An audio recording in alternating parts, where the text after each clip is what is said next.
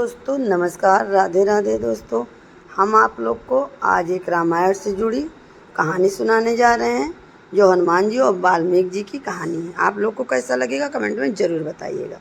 तो चलिए सुनाते हैं।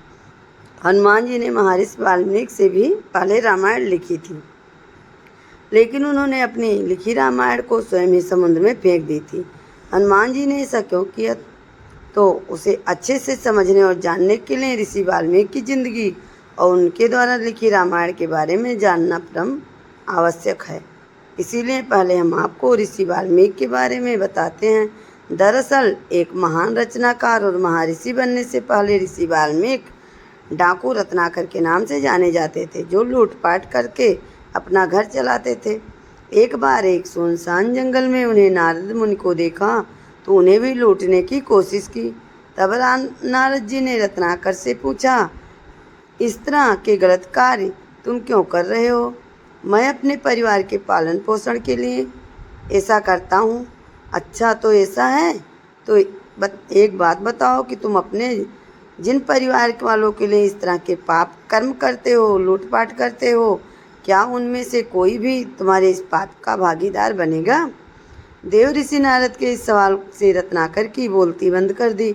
उसने नारद मुनि को एक पेड़ से बांध दिया और इस सवाल का जवाब जानने के लिए अपने घर चला गया।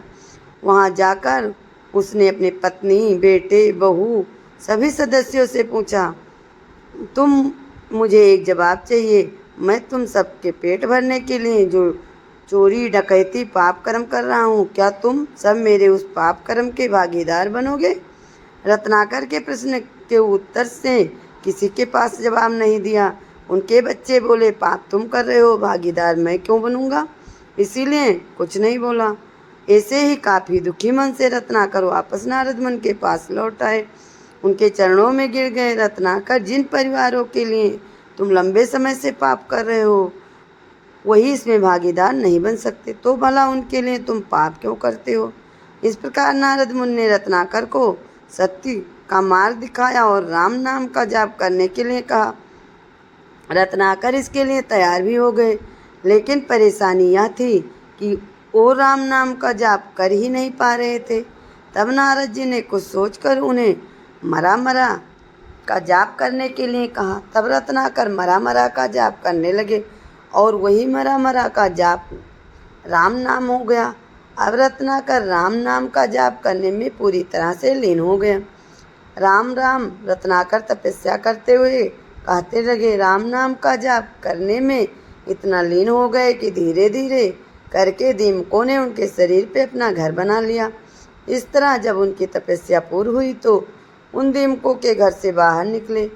इसके बाद लोगों ने उन्हें वाल्मीकि का नाम दिया, क्योंकि दीमक के घर को ही वाल्मीकि कहा जाता है।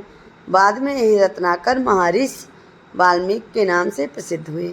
यह तो हुई रत्नाकर के वाल्मीकि बनने की कथा। अब जानते हैं कि लिखित रामायण से जुड़ी उन कथा के बारे में जो कहती हैं कि प्रभु श्री राम के परम भक्त हनुमान ने सबसे पहले रामायण लिखी थी, लेकिन उन्होंने राम के भक्त से करुणा भाव रखते हुए अपनी लिखित रामायण को समुद्र में समर्पित कर दी थी। समुद्र एक पहाड़ पर बैठे हुए बोल रहे थे, राम राम राम राम राम। कई शास्त्रों से इन बात का वर्णन मिलता है कि जब प्रभु श्री राम रावण का वध करके वापस अयोध्या लौटे और अपना राजपाट संभालने लगे, तब हनुमान जी ने हिमालय पर जाकर भगवान शिव की आराधना की और उसी दौरान उन्हें एक शिला पर अपने नाखून से श्री राम की संपूर्ण कथा लिखी थी, जो हनुमान रामायण के नाम से जाना गया। वही कहा जाता है कि जब महर्षि वाल्मीकि ने रामायण लिखी तो उन्होंने सबसे पहले भगवान शिव को अपनी राम कथा भेंट करने के बारे में सोची और कैलाश चले गए। लेकिन जैसे ही वे कैलाश पहुँचे तो उन्होंने वहाँ पर हनुमान जी को देखा और उन्होंने यह भी देखा कि हनुमान जी ने पहले से ही रामायण लिखी है। यह देखकर वाल्मीकि जी काफ़ी निराश हो गए। ऐसे में हनुमान जी ने उनसे इसका कारण पूछा, क्षमा करें महर्षि, क्या मैं आपकी निराशा का कारण जान सकता हूँ? आखिर किस बात से आप इतने निराश नजर आ रहे हैं? महावीर राम भक्त हनुमान, मैंने बड़े ही कठिन परिश्रम से रामायण लिखी है।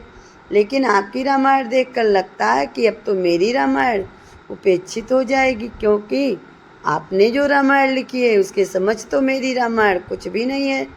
हनुमान जी तो वैसे भी राम भक्त को निराश नहीं देख सकते। ऐसे में वाल्मीकि जी को चिंता को भली प्रकार से समझ गए और बोले, ऋषिवर, भला राम कथा कैसे तुच्छ रह सकती है? प्रभु की कथा तो जन जन तक पहुंचनी चाहिए, भले ही हुआ वो मेरी लिखी हो या फिर आपकी लिखी हो। हनुमान जी ने उन्हें समझाने के बाद अपनी लिखी राम कथा वाले शिलालेख को एक कंधे पर उठाया और दूसरे कंधे पर वाल्मीकि जी को बिठा दिया और समुद्र के बीचों बीच जाकर अपनी लिखी रामायण कथा वाले शिलालेख को उन्होंने भगवान श्री राम को समर्पित करते हुए समुद्र में डाल दिया। यह देखकर वाल्मीकि जी काफ़ी आश्चर्यचकित हो गए और हनुमान जी के प्रति काफ़ी कृतज्ञ भी हो गए। उन्होंने अपने भी भक्त बन गए। वाल्मीकि जी ने कहा, हनुमान, आप तो धन्य हैं, मैं जीवन भर के लिए आपका कृतज्ञ हूँ। अब मैं आपका भक्त बन गया। आपके जैसा इस समस्त ब्रह्मांड में कोई नहीं हो सकता। आपकी महिमा अपरंपार है। क्या आप जानते हैं कि शनिदेव कभी भी बजरंगबली के भक्त को परेशान नहीं करते? जी हाँ, इसके पीछे दो बड़े कारण बताए जाते हैं जिनकी वजह से हनुमान जी के भक्तों पर शनिदेव की कृपा बनी रहती है। पौराणिक कथा के अनुसार जब रावण की पत्नी गर्भवती थी तब रावण ने सभी ग्रहों को आदेश दिया था कि उसके होने वाले पुत्र के 11वें भाव में विराजमान रहें, लेकिन शनिदेव ने ऐसा करने से मना कर दिया और 12वें भाव में ही स्थित रहे। शनिदेव के इस व्यवहार से रावण बहुत क्रोधित हो उठा और उन्होंने शनिदेव को बंदी बनाकर कारावास में डाल दिया। त्रेता युग में जब हनुमान जी माता सीता की खोज में लंका पहुँचे तो रावण ने उनकी पूंछ में आग लगा दी। तब हनुमान जी ने लंका में घूम घूम कर अग्नि प्रज्वलित करने लगे। उसी दौरान उनकी दृष्टि कारागार में बंद शनिदेव पर पड़ी। उन्होंने पूछा, आप कौन हैं और इस तरह कारागार में क्यों बंद हैं? मैं शनि हूँ। रावण ने अपने योग्य बल से मुझे यहाँ कैद करके रखा है। शनिदेव ने अपनी व्यथा सुनाई, हनुमान जी को सुनाई, जिससे बाद हनुमान जी ने उसे मुक्त कर दिया। तब शनिदेव ने हनुमान जी से कहा, हे हनुमान, मैं आपके इस उपकार को कभी नहीं भूलूंगा। आप जो भी मांगेंगे उसे पूरा करूंगा। हे शनिदेव, आप मुझे कुछ देना चाहते हैं तो मेरे भक्तों पर अपनी कृपा बनाए रखिए। मुझे वचन दीजिए कि कलयुग में जो भी भक्त मेरी पूजा अर्चना करेगा उसे आप कभी परेशान नहीं करेंगे। शनिदेव बोले, मैं वचन देता हूँ, आपके भक्तों को मैं कभी कष्ट नहीं पहुँचाऊँगा और उसे अशुभ फल नहीं दूंगा। मान्यता है कि तभी से शनिवार के दिन हनुमान जी की भी पूजा होने लगी। यह भी कहा जाता है कि जब शनि देव लंका से विदा हो रहे थे तो उन्होंने लंका की ओर अपनी दृष्टि डाली, जिसके परिणाम स्वरूप बाद में पूरी लंका का विनाश हो गया। शनिदेव के दिए गए इस वचन के कारण ही हनुमान जी के भक्तों पर कभी भी शनि की दशा नहीं लगती। ऐसा कहा जाता है कि एक बार शनिदेव अपनी समर्थ को लेकर अत्यधिक अहंकार से भर गए थे। उन्हें यह लगने लगा था कि उनसे अधिक शक्तिशाली कोई नहीं हो सकता, क्योंकि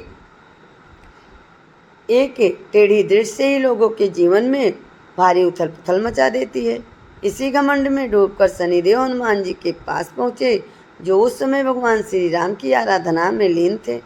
शनिदेव ने हनुमान जी पर अपनी दृष्टि डाली, परंतु जब दृष्टि का हनुमान जी पर कोई भी प्रभाव नहीं पड़ा, इस बात से शनिदेव क्रोधित हो उठे और ललकारते हुए बोले, बानर, देखो कौन तुम्हारे सामने उपस्थित है, अपनी आंखें खोलो। हालांकि हनुमान जी पर इस पर कोई प्रभाव नहीं पड़ा। वे निरंतर अपनी भक्ति में लीन रहे। शनिदेव उन्हें विचलित करने के लिए कई प्रयास किए, परंतु हनुमान जी टस से मस न हुई। इससे शनिदेव का क्रोध और भड़क उठा और उन्होंने कठोर स्वर में कहा, बानर, अपनी आंखें खोलो, मैं शनिदेव हूँ, तुम्हारी सुख शांति नष्ट कर दूंगा।